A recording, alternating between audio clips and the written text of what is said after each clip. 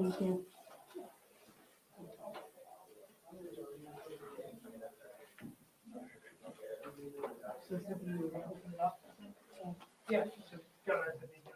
Oh, right. It's like the third time I've done this wrong.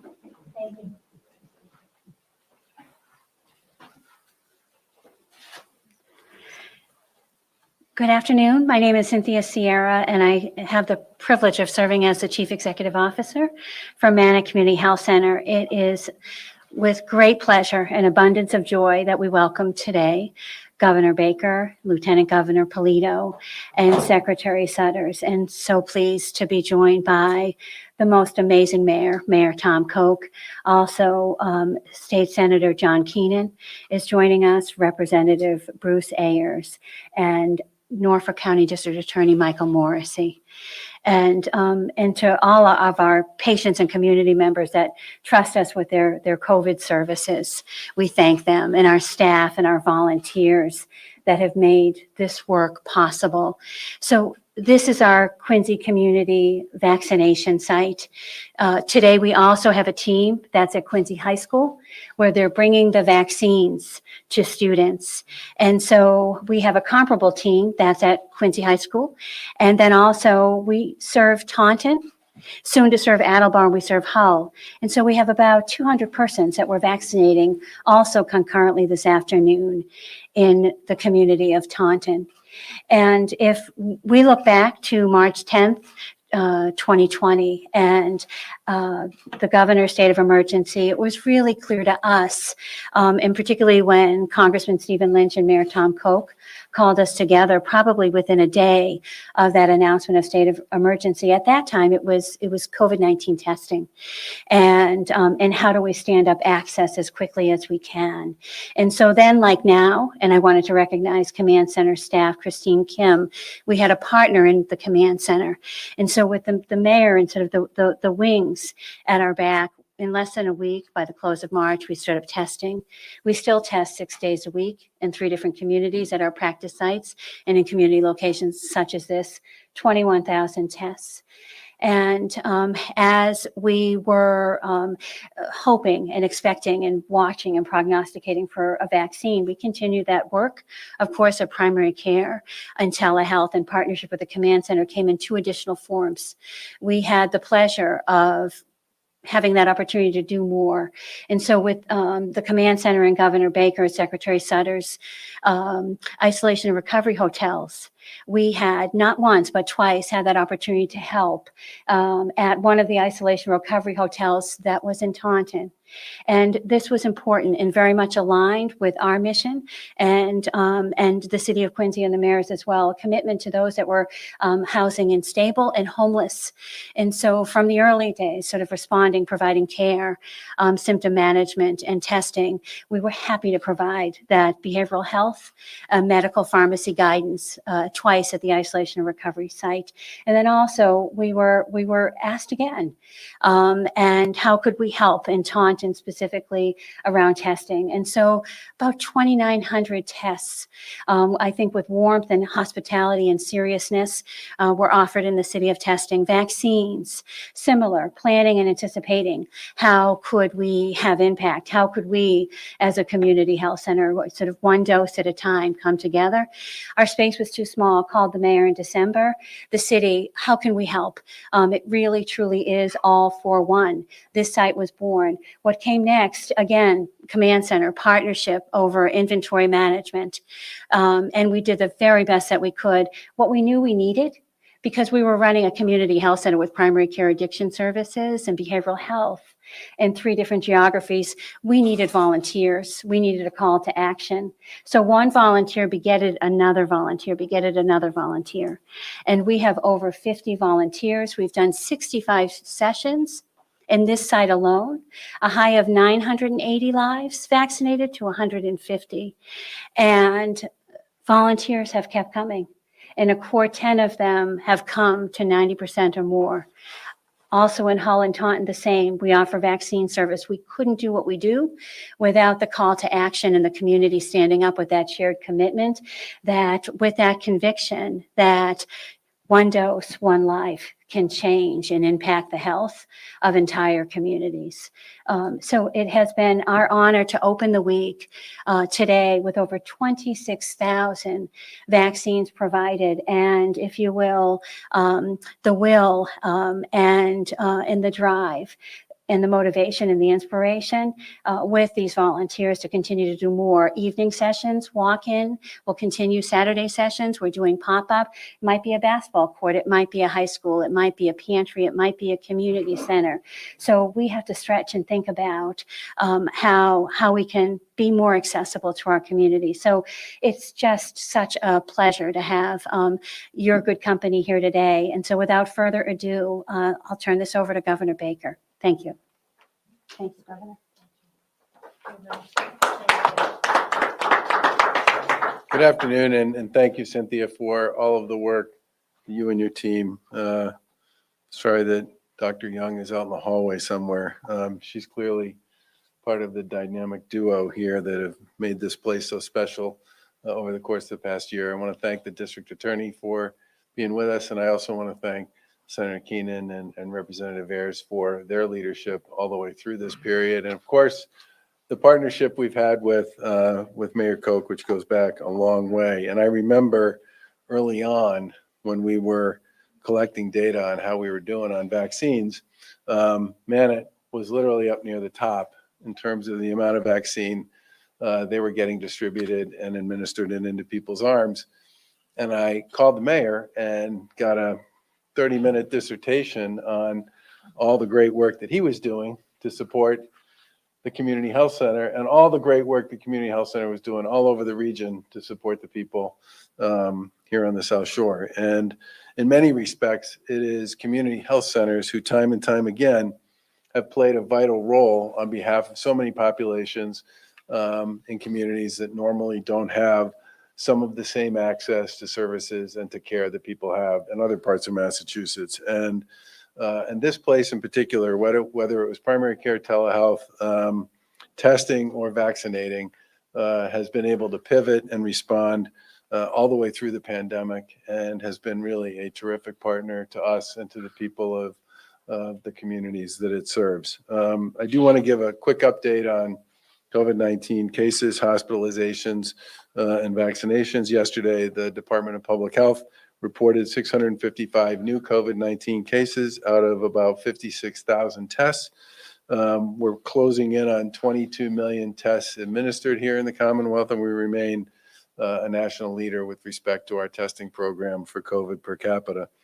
438 individuals are in the hospital with COVID and 124 in the ICU. We've continued to see improvements to our public health metrics over the course of the past 4 months or so. And just since the end of March, hospitalizations are down by about 25%, cases are down by about 45%, and deaths are down by about 70%. As I said earlier, all of these metrics have dropped dramatically since the beginning of the new year, down by about 80% overall. On vaccines, in total, over 2.9 million people in Massachusetts are now fully vaccinated. We will go over 3 million people in Massachusetts fully vaccinated before the end of the week. In total, over 4 million people are either fully or partially vaccinated, and we expect that we will hit 4 million people fully vaccinated by the beginning of June, which was the projection we made several weeks ago. For several weeks now, we've continued to be a top performer in the country when it comes to administering both first and second doses per capita. We're number one in both of these categories among states with more than 5 million people, and we're number two in both of these categories among all states. 73% of adults in Massachusetts have had at least one dose, making us one of only 3 states in the country to cross the 70% milestone. We've also administered vaccines to over 60% of our total population. Almost 90% of our residents over the age of 75 have received at least one dose, a metric where we are far above the national average. And as the father of the son of a 93-year-old, I particularly appreciate that metric. And in Massachusetts, virtually everyone who gets a first dose is returning to get a second dose. That number is over 99%. So it's one of the reasons why we're pretty sure that we will hit our 4 million people in Massachusetts vaccinated goal by the beginning of June. The vaccination progress is one reason why we've been successful at reducing the spread of COVID. Thanks to the improvements in our public health metrics, we've been able to move forward on some of our phased reopenings. And effective today, as many people know, we are moving into phase 4, step 2, which means road races and other large outdoor organized athletic events are permitted to take place if appropriate safety measures are followed. Large capacity venues like stadiums and arenas and ballparks can increase their capacity to 25%.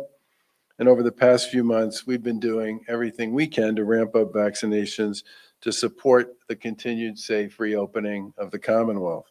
This latest progress is obviously good news for all of our businesses, for our workforce, and for our communities. The progress on reopening the Commonwealth would not be possible if Massachusetts wasn't so successful at getting people vaccinated. I can't stress enough that these vaccines have proven their mettle here in the Commonwealth. They are safe, they are effective, and they are keeping people healthy out of the hospital time and time again, and it shows in our data, not just here in Massachusetts, but across the country and around the world. And it's community health centers like this one here at Manat that have been at the center of a big piece of that effort. Our community health centers have now administered over 500,000 doses of COVID-19 vaccine to their patients and community members since the rollout began.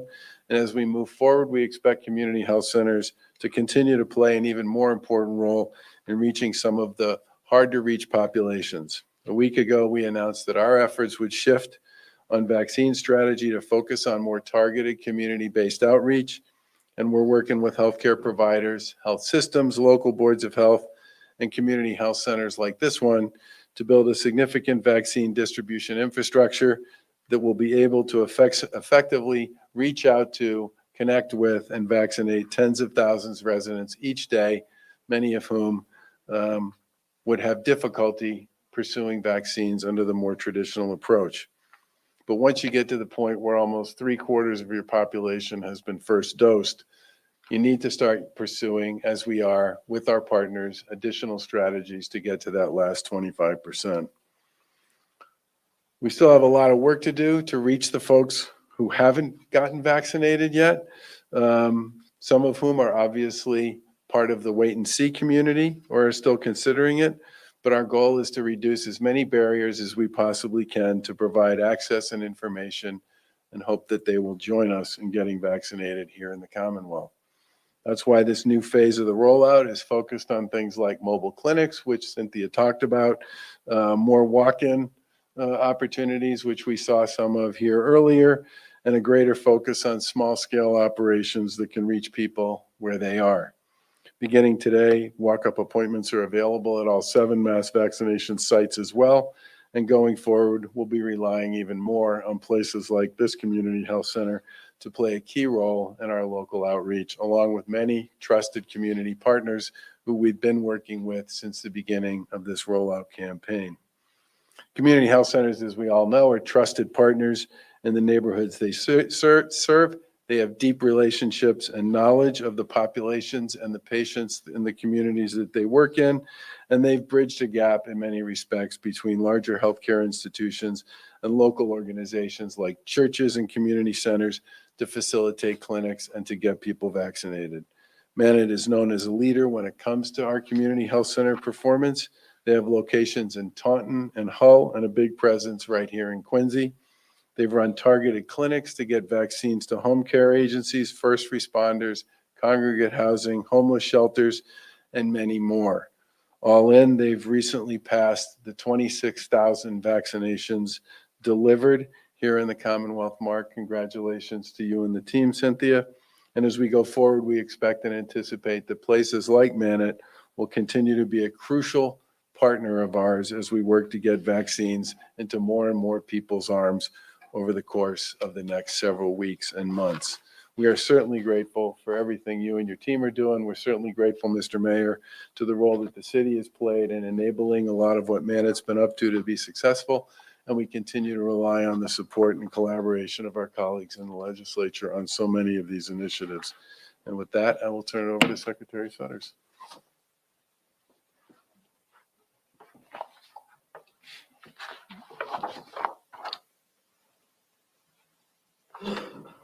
Governor, Lieutenant Governor, good afternoon. Cynthia, so good to be with you and the team in Quincy.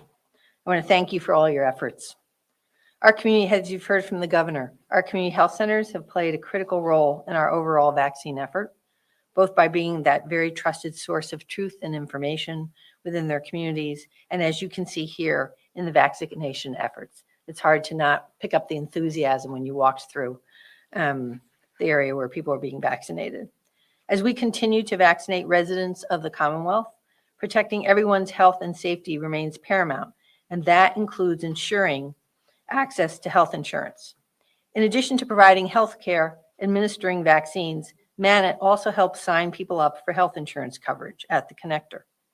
Open enrollment at the connector remains open through July 23rd, so now is the time for individuals who don't have insurance to get covered. The Massachusetts Health Connector has lower premiums available through new financial help, providing hundreds of thousands of people with additional subsidies to make health insurance more affordable. For the very first time, some people who earn more than $51,000 a year are eligible for subsidy, on average receiving about $700 a year to help paying their monthly premiums. Individuals who currently buy their coverage off the Health Connector can look and see if they qualify for lower premiums and switch plans. If they stay with the same carrier, their deductibles and out-of-pocket costs so far this year will not reset, which we thank our carriers for helping get through this year. Individuals who are already receiving help paying for their coverage through Connector Care will also see lower premiums. With low copays and no deductibles, Connector Care provides truly affordable coverage to those who need it most. Health insurance, as we know, delivers the peace of mind that if you're sick or injured, you can see your doctor and get care without dealing with large healthcare bills. It provides health and financial benefits to both you and your family. So if you need health insurance, you can go online anytime at masshealthconnector.org. Find the right plan for you and your family, complete an application. But if you need help sorting through options or just have basic questions, there are navigators like here at Manat Community Health Center who provide the assistance, helping you fill out your application, understanding your options going forward. Again, open enrollment for the Connector will continue this year through July 23rd. Stay healthy, get connected. And finally, I just want to give one more shout out to Manat for providing the clinical supports and the behavioral health services for our isolation and recovery programs, the hotel in Taunton. You served more than 574 homeless and housing insecure individuals over these past 2 times. Hopefully there will not need a third. But with that, thank you, and I will turn it back over to the governor. Questions? The infection rates have gone down considerably since the fall, hospitalization, vaccinations up. Is it time to declare victory over COVID, and do you anticipate rescinding the emergency order anytime soon? So we've continued to see positive progress on all of the public health measures that we pay attention to. But what I would say is that we're going to continue to make decisions based on data. And the one thing we've said all along is any decision we make with respect to reopening, we want it to be a positive one that is sustainable. And that makes us, I think in some cases, a little more cautious than some others. But if you look at how this has worked across the program since we first opened up the economy, it's just about a year ago, right? May 18th. Generally speaking, we have not had some of the blowback that have happened in other places when they opened up a little more quickly. Governor, is there any hope, some business leaders are hoping for a July 4th reopening rather than an August 1st, so they can get that extra holiday weekend in? You just cited a lot of really positive metrics. Is there any hope that you might move it up, that reopening date? Well, we said when we originally proposed the August 1st date that there were several things that were going to determine whether or not, that was like the outside date, right? That was what people wanted from us was, what's the outside here? And we put the August 1st date out there because we believed by then we would reach, even if vaccines started to slow down, even if we stopped seeing people get vaccinated and all the rest, that we felt that date would probably work. But we said at the time that if people continued to get vaccinated and people continued to get fully vaccinated and we continued to see progress on some of these other metrics, that we would consider moving earlier. I would say we've been pleasantly surprised by the continued participation of people here in the Commonwealth. At this point, if everybody who has a first dose comes and gets a second dose, we will hit 4.1 million people sometime in very early June. But obviously, this is the sort of thing we're going to continue to pay attention to. Governor, you had said that walk-ups at Gillette were not going to be available, and I think you just said all 7. Has that changed? I don't think I said it wasn't. Last week, Gillette was not included in the walk-in. Was it 6? Last week, yeah. So we did change our position on that? You can go ahead and talk. I want you to see the Get Connected face covering. Stay healthy. I'm the chair of the connector board. So last week it was, we announced 6. Gillette, just because of the size, their scale, they felt they needed a little bit more time to make sure they had enough people at the front end in order to accept walk-ins. So they actually started over the weekend, actually, people started to walk in, but it's now official. So walk in at all 7 of our mass And vaccination how many sites. people would you say are taking advantage of this? Is it almost like you don't need an appointment anymore? You can just, if you wanted to go to one of those sites? You don't need an appointment anymore to go to one of those sites. And it's also true at many of the retail pharmacies that they're now accepting walk-ins as well. So So- the traffic at the Mac Finder site is probably down to just about nothing? No, they're actually, we were pleasantly surprised. People are still going onto the pre-registration to sign up. I think for some people that just provides that certainty, like you will get an email or a text from us for an appointment, but people can go on the Max Vax Finder and just make appointments or walk in. So we're encouraging people to walk in, as they also are doing here at Manet, trying to take away, as the governor said, any real or perceived barriers for people. And finally, are we getting Johnson & Johnson shipments still? Is that still like a big part of the vaccination plan here? Or outgrowing part?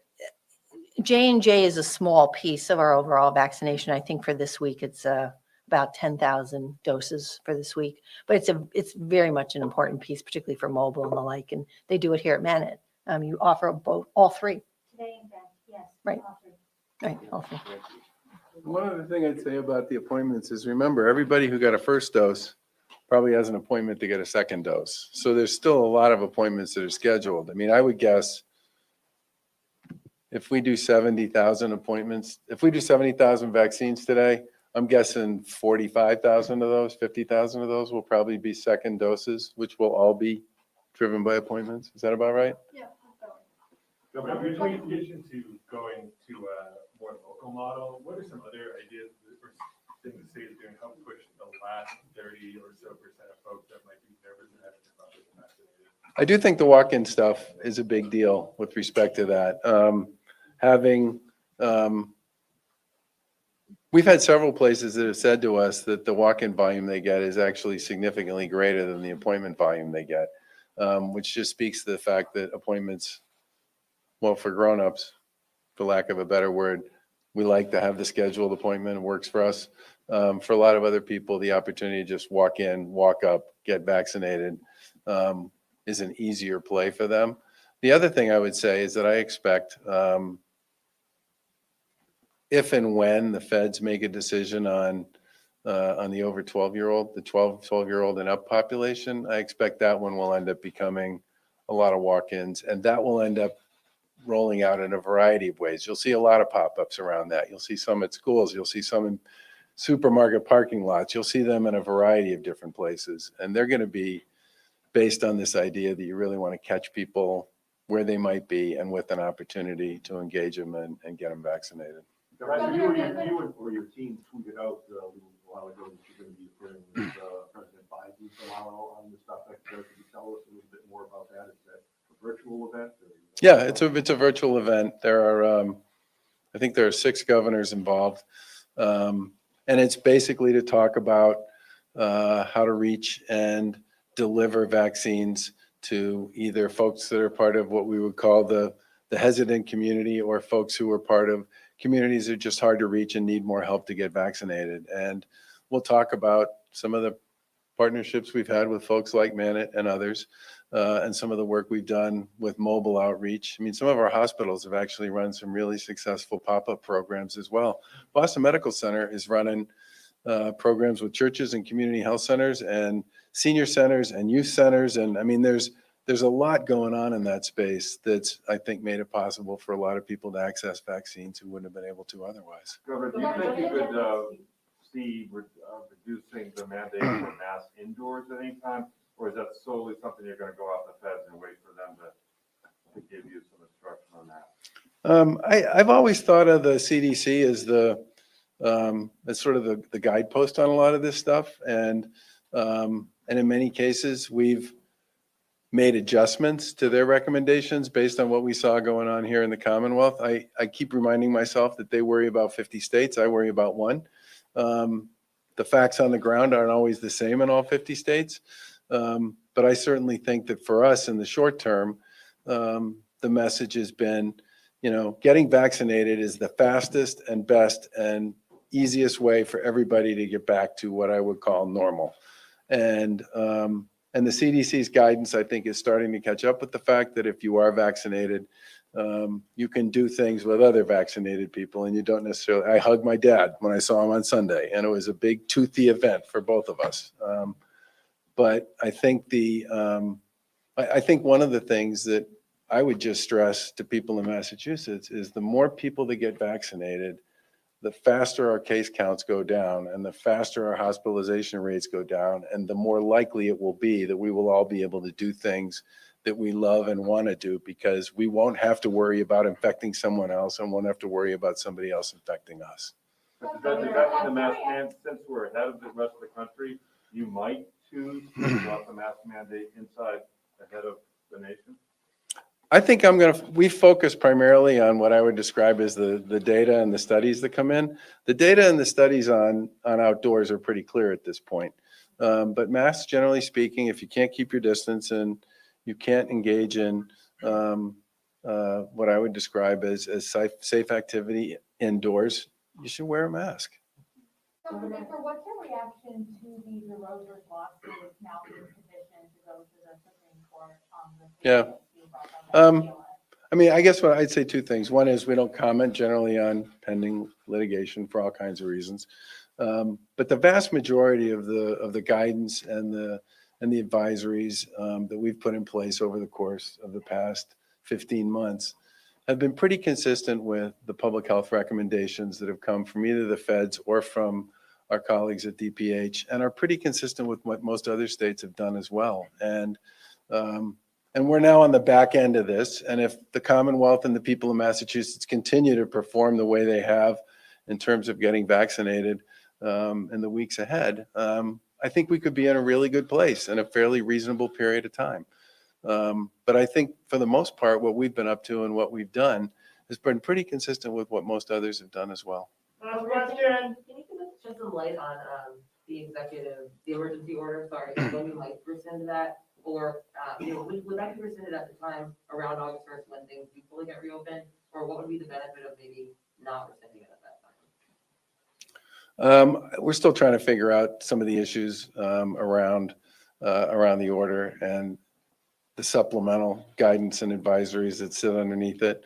I guess what I would say is that it's our view that by the time we get to August 1st, which is the current sort of end of a lot of the capacity rules and the guidance and all the rest, that would certainly be a time at which we would go to some sort of a standard that would be what I would call traditional public health standard, and not something that would operate under the the rubric of an EO. Thanks, everyone. And thanks for coming, guys, and thanks again to Manat. Question about transparency of the state police. We've heard that a couple of troopers have been let go recently, one including one who's dishonorably discharged and been having trouble getting information about why they were let go. Don't you think that taxpayers have a right to know, why troopers are getting the axe? Most of the time on personnel matters, there's not usually a lot of transparency in the public sector or the private sector. One of the reasons we were so aggressive about creating a post commission was we wanted to create an entity that could serve as kind of the state clearinghouse and arbiter for decisions about internal affairs investigations, complaints, certification standards, and all the rest. Because one of the major issues we were trying to address there is if somebody was removed from a police department, dishonorably discharged, or for some other negative reason, we wanted to make sure that the post commission was in a position to inform any other law enforcement agency that might be interested in talking to that person what the situation and the circumstances were. But it's not unusual for HR issues to be treated as a quote unquote confidential manner. But we absolutely believe a big part of why we were anxious to create Post even before everything, all the awful stuff that happened last summer, was because we felt we needed a clearinghouse around, especially around law enforcement issues with respect to that stuff. And when will they be adjudicating those kinds of cases? Pardon me? When will the post commission be adjudicating those kinds of cases? Well, remember, the commission itself was appointed about 2 weeks ago. We're going to file funding for it. We'll figure out a way to help them operate in the meantime. But their first major assignment is to certify the existing law enforcement community in Massachusetts by the end of the calendar year. Do you ever see requiring kids to get the vaccination before getting back to school, like move them up if it gets approved for kids? Well, we've been big believers in what I call, incentives and making sure there aren't any barriers to getting vaccinated. And that's been our approach all along, and it's been a pretty effective one. And I think that's probably the approach we would pursue going forward on this stuff as well. Thanks, guys. Thank you. It's good to see you, John. Thank you so much.